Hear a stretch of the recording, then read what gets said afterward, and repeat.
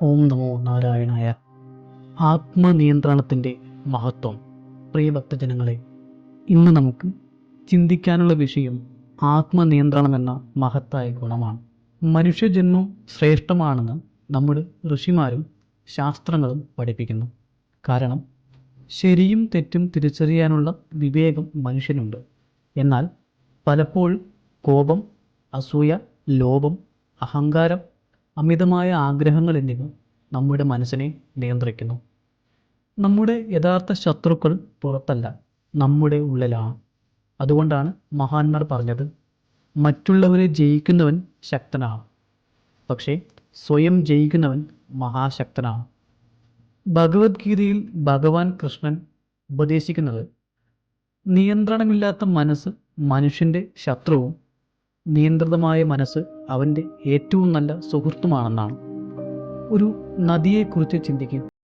കരകവിഞ്ഞൊഴുകുന്ന നദി നാശം വിതയ്ക്കാം, എന്നാൽ അതേ ജലം നിയന്ത്രിതമായി ഒഴുകുമ്പോൾ കൃഷിയെ സമൃദ്ധമാക്കുകയും ജീവനെ പോഷിപ്പിക്കുകയും ചെയ്യുന്നു.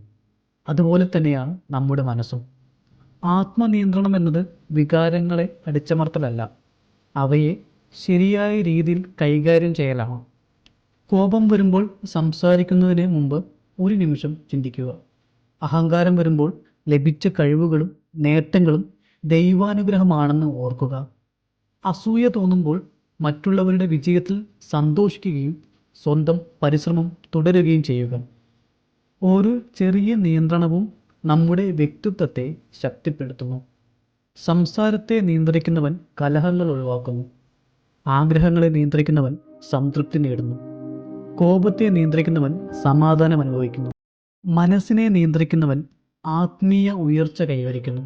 അതുകൊണ്ട് ഇന്ന് നമുക്കൊരു പ്രതിജ്ഞയെടുക്കാം. മൃദുവായി സംസാരിക്കാം, നല്ലത് ചിന്തിക്കാം, ധർമ്മം അനുസരിച്ച് പ്രവർത്തിക്കാം, കോപവും അഹങ്കാരവും കുറയ്ക്കാം. എല്ലാ പ്രവർത്തനങ്ങളിലും ദൈവസ്മരണം നിലനിർത്താം. പ്രിയരെ, ആത്മീയ യാത്ര വലിയ ചുവടുകളിലൂടെയല്ല ആരംഭിക്കുന്നത്. ഓരോ ദിവസവും ചെയ്യുന്ന ചെറിയ നല്ല തീരുമാനങ്ങളിലൂടെയാണ് അത് ആരംഭിക്കുന്നത്. സ്വയം നിയന്ത്രിക്കുന്ന മനസ്സാണ് ദൈവ സാന്നിധ്യത്തിലേക്കുള്ള ഏറ്റവും വലിയ പാലം. എല്ലാവർക്കും ഭഗവാന്റെ അനുഗ്രഹം ലഭിക്കട്ടെ. മനഃശാന്തിയും വിവേകവും ആത്മബലവും വർദ്ധിക്കട്ടെ. ഓം തത്സത്. ഓം ശാന്തി ശാന്തി ശാന്തി.